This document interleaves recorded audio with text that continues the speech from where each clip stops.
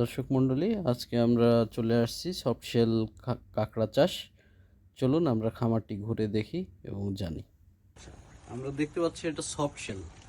সফটশেল মানে হচ্ছে নরম নরম খোলস। এই যে এটা যখন হাতে নিচ্ছি এটা একদম নরম, ব্রয়লার মুরগির মতো মাংস। শুধু এটা কাঁকড়া, কিন্তু এ যেহেতু এই কিছুক্ষণ আগেই খোলসটা, এই যে মেন কাঁকড়া দেওয়া হয়েছিল একটা বক্সে একটা কাঁকড়া, তো এখান থেকেই ও বেরোয়েছে, খোলস ত্যাগ করেছে, তাই এ নরম, তাই একে আমরা সফট শেল বলি।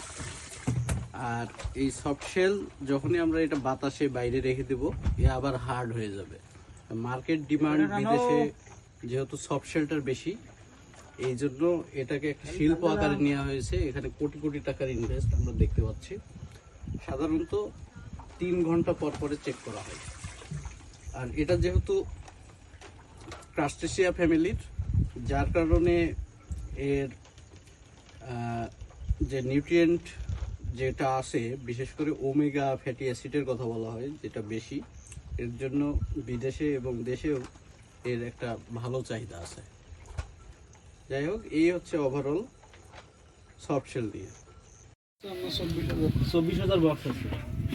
আমি চিন্তা করেন 24,000 বক্সে কিন্তু প্রায় প্রত্যেক 1,000 টাকা করে আছে। 20 লাখ টাকা খরচ।